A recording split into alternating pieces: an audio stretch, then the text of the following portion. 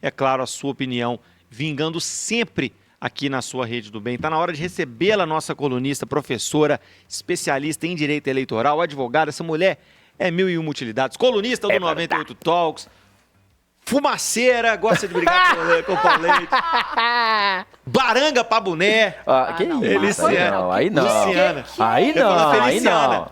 Feliciana. Não. Não, ô Lu, você tá usando um sapato roxo, não sei o que é isso, azul. Terno azul e um negócio de colar, oncinha. Não, isso aqui é zebra. De zebra. Zebra não é onça. Lu, você é por estilo. Zebra não é onça. Gosto de cutucar. Vamos falar de inelegibilidade de Jair Messias Bolsonaro. Na sexta-feira, o Tribunal Superior Eleitoral chegou ao veredito que tornou Bolsonaro inelegível por 8 anos até 2030. 5 votos a 2. Aliás, Bolsonaro recebeu a notícia aqui em Belo Horizonte. Paulo esteve com ele, estava buzino o homem aqui. Já falou em recurso. E agora já te pergunto, já começo com essa. Bolsonaro conversou com a equipe jurídica dele e quer recurso. Qual que é o caminho? Primeiro, bom dia. Bom dia. Depois termos uma confusão aqui entre onça e zebra, mas é um bom dia para nossa audiência, para essa bancada aí dos queridos. E realmente, o caminho dele agora é recorrer para o próprio TSE, o recurso chamado embargos de declaração, mas é um recurso muito limitado. Só se no acórdão tiver uma omissão, uma obscuridade, uma contradição, ou seja, são hipóteses muito específicas que a legislação permite esse tipo de recurso. E depois que o TSE julgar esse recurso, caso a equipe jurídica opte por ele, eles vão para o Supremo Tribunal Federal, por meio de um recurso direcionado à Corte Suprema. Então, ele não tem muita saída mais, não. Com relação ao embargo de declaração, o Paulo até colocou na edição de hoje do Central os votos dos 2 ministros que foram pela absolvição de Bolsonaro, que eles poderiam trazer aí um arcabouço para esse embargo. É possível que se embase nessa fala dos 2 ministros que foram a favor da absolvição? Lucas, é o seguinte, esse cabimento desse recurso, em tese, independe se tivemos votos de divergência ou não. Sim. Ele é cabível, como eu disse, nessas situações. O acórdão, que é a decisão conjunta, chamada acórdão, ele tem alguma omissão? Ele tem algum ponto obscuro? Ele tem algum ponto contraditório? Isso pode ocorrer com um placar de 7-0 ou um placar de 5-2. Não são os votos divergentes que vão levar ao cabimento desse recurso ou não. Então, é irrelevante o resultado. Claro que quando você tem votos divergentes, você pode extrair dali, existe uma contradição. Mas a contradição é nos termos do relator. Então, vamos pegar lá o voto do ministro e falar assim, o voto do ministro Benedito Gonçalves tem alguma omissão, alguma obscuridade? É contraditório? Tem. Então, eles cavam esse vício para poder manejar. E aí é que está caminhando a inteligência, pelo menos o que a gente tem de informação até agora, dos advogados de Bolsonaro. A primeira questão que eles levantam é o fato da inclusão da minuta do golpe no processo. Eles julgam isso um documento ilícito não, né? Tem um outro nome, eu não vou lembrar agora. É a anexação de um documento ao processo, depois do processo já em andamento, e o relator é quem pede a inclusão desse processo. E o segundo fato, dentro da fala do ministro Raul Araújo e do ministro Cássio Nunes Marques, de que não houve nenhuma interferência da ação de Bolsonaro na reunião com os embaixadores estrangeiros, não houve nenhuma interferência no resultado da eleição. São essas 2 questões que os advogados de Bolsonaro pretendem apresentar. Inicialmente é o que se fala como recurso. Mas vamos lá fazer um contraponto aqui a essas possíveis teses argumentativas do recurso. Primeiro ponto, Paulo, que a minuta do Estado de Defesa, ela foi analisada pelos ministros como preliminar. Que é preliminar? Por uma matéria antes de se julgar o ponto central, que era se ele praticou abuso de poder e uso indevido dos meios de comunicação. Na parte do mérito que nós chamamos, ou seja, na parte central, não foi levada em consideração a decisão com apoio na minuta, não. A minuta foi apreciada como matéria preliminar se ela tinha correlação com a chamada causa de pedido, ou seja, sobre os fatos que foram alegados na inicial ou não, para poder condenar o ex-presidente, falar que ele ficaria inelegível, eles não se ativeram nesse ponto específico. Então, se eles vierem a discutir, vão discutir com a matéria pertinente a uma matéria preliminar, ou seja, que antecede o mérito. E o segundo ponto, que foi salientado nos 2 votos que foram minoritários, é a questão da potencialidade. Porque para você interferiu condenar... ou não no processo eleitoral? Não é nem esse interferência ou não. Porque para você condenar hoje para o abuso de poder, você tem que avaliar se o fato ele tem gravidade suficiente para causar um desequilíbrio nas eleições. Sim. Esse aspecto que o Paulo está levantando aqui é o aspecto se o fato tem potencialidade, que aí leva em consideração o resultado das eleições, quem compareceu às urnas, quem não foi às urnas. E esse elemento, a legislação retirou, que é um elemento quantitativo. Então, vai dizer, quantos foram, ganhou qual a diferença de votos? Esse elemento é o que a gente afere a partir do critério da potencialidade, não da gravidade. Então, também não vejo que esse seja um argumento relevante para gerar uma alteração do resultado do julgamento. Mas eu não posso sair sem te provocar, então tenho que te provocar agora. Nossa, não, já fui provocada. O Lucas me chamou de baranga. Não, você é perfeita. Me chamou de baranga, que é mais provocação do que E você não é. baranga. Se tem uma coisa que você não é... Já vai pedir desculpa ao vivo não, agora. Sério, se tem uma coisa que você não é baranga. Ao vivo. Eu fui vou te contra, provocar. Maravilhosa. Eu vou te provocar claro. no Seu conteúdo amor, da João. conversa. Minha provocação é no conteúdo da conversa. O julgamento de Jair Bolsonaro, ele adquiriu um contorno político maior do que um contorno jurídico, especificamente. Uma análise fixada ou mantida sob o olhar absolutamente jurídico. E, além disso, uma volta do cipó de aroeira no lombo de quem mandou dar, ou seja, vingança.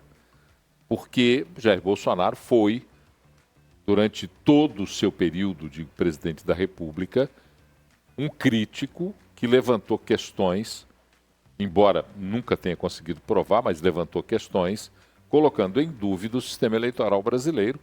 E o Tribunal Superior Eleitoral faz parte desse sistema. Todos os ministros ali fazem parte da Justiça Eleitoral brasileira. Então, o julgamento que quer se atribuir a ele um peso jurídico, ele vem vestido de um peso político muito grande e de uma vingança determinante. Essa é a minha opinião. Então, eu vou passar a fazer o meu contraponto, já que ele falou que vai me provocar, eu tenho que responder à altura. O próprio voto, no início do voto do ministro Alexandre de Moraes, ele fala: esse tribunal já fixou as premissas que iriam nortear o julgamento do ex-presidente. Ou seja, não foi uma guinada jurisprudencial, não foi uma inovação do entendimento do Tribunal Superior Eleitoral ao julgar o ex-presidente, o que, na minha avaliação, afasta esse caráter do revanchismo, da vingança, essa politização do julgamento. É claro, primeira vez que o TSE julgou um ex-presidente da República e o tornou inelegível. Esse é o fato do ineditismo. Mas as premissas fundantes do voto, não. Isso aí está no voto do ministro Alexandre de Moraes. Ele fala, em 2021, esse tribunal falou, olha, quem ataca o sistema eleitoral, quem ataca as instituições com intuito eleitoreiro, pratica abuso de poder. E quem usa da internet, quem usa das redes sociais para propagar mentira, pratica o uso indevido dos meios de comunicação. Ele fez a preocupação de começar o voto dele chamando a atenção. As premissas já foram fixadas e essas premissas vão ser aplicadas nesse julgamento. Entenderia e concordaria com você, Paulo, se o ministro relator e os demais os ministros que acompanharam o relator tivessem criado uma tese, criado a jurisprudência para esse caso específico. E não foi. Não foi uma novidade o entendimento do tribunal. Se não é novidade, você simplesmente está aplicando o entendimento que você fixou lá atrás, e nesse caso em 2021, com o deputado Francisquini, para a situação específica do ex-presidente. Luciano, agora, pode ir, Paulo, não, por favor. Só para o que deixa, o que de certa forma carimba o processo de politização e de vingança é o ineditismo. O ineditismo preocupa, porque ele... Todas as outras vezes em que ex-presidentes da República foram julgados, Collor e Dilma, é isso? Foram os dois? Foi o Michel Temer. Collor foi tornado inelegível, porque o processo do impeachment transcorreu. Não tem relação. É Dilma é que foi tem. A Dilma, é Dilma. Isso. No outro processo com Dilma não houve o mesmo rigor de análise que Mas foi os fatos observado não são nesse. iguais. Nós estamos equiparando os personagens na função exercida, mas não os fatos que foram julgados. Mas ela não chamou o embaixador e ficou falando lá que a hacker ficou invadindo, que o código-fonte não foi cedido. Então, são fatos distintos. Mas a mão forte foi excessiva. Então, dá direito de se pensar de um outro jeito. Eu vou ficar muito feliz o dia em que todos os julgamentos nesse país forem feitos de maneira sigilosa, sem a transmissão por televisão, sem o espetáculo da justiça e fixados sempre na boa e velha máxima de que juízes, desembargadores e magistrados manifestam-se nos autos e não nas câmaras de TV. Pensa bem, vamos dizer, essa virtualização dos julgamentos que você vê lá pelo YouTube, aproxima a população do que tem um lado positivo.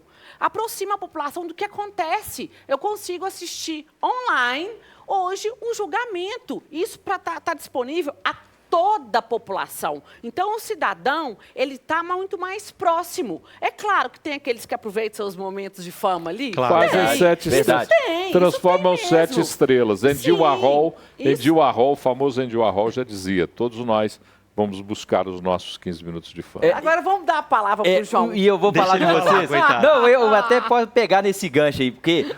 Muita gente, muita parte da população sabe mais a escalação dos ministros do STF que da própria seleção brasileira. Hoje são bem mais falados do que trazendo aí para o futebol. E aí nós vamos ter uma audiência com certeza muito grande no recurso, porque o recurso vai ser julgado pelo STF. E esse recurso é julgado por todos os ministros ou é uma turma só? Não. E inclusive ministros que estavam nessa decisão do TSE?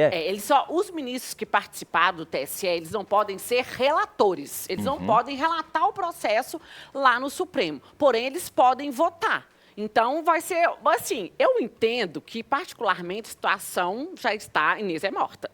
Está posta, né? Está posta. Pode recorrer com embargos, não vai mudar a decisão. E no Supremo também não vai alterar o quadro. Ou seja, vão recorrer, porque é direito da parte recorrer até a última instância com o último recurso. Porém, o quadro... está colocado ali, dificilmente ele vai ser alterado. E outra consequência desse julgamento do TSE é em relação ao TCU. O ex-presidente Jair Bolsonaro pode pagar uma multa em relação a essa reunião? Existe a punição pela multa e, com isso, vai para o Tribunal de Contas fazer algo que a gente chama cumprimento da sentença, cumprimento do acórdão, para poder forçar. Mas, sinceramente, a sanção pecuniária dentro do quadro sancionatório, ela é irrisória frente a uma inelegibilidade até 2030.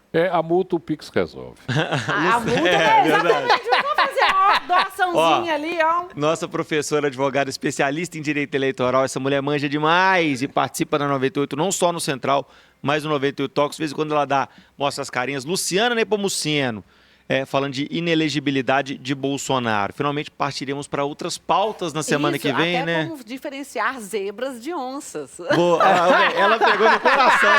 Pega no coração. Até porque no caso da Luciana... Não vai me perdoar nunca mais. Até porque no caso da Luciana, tenha certeza, sempre será uma onça. Ela é mesmo.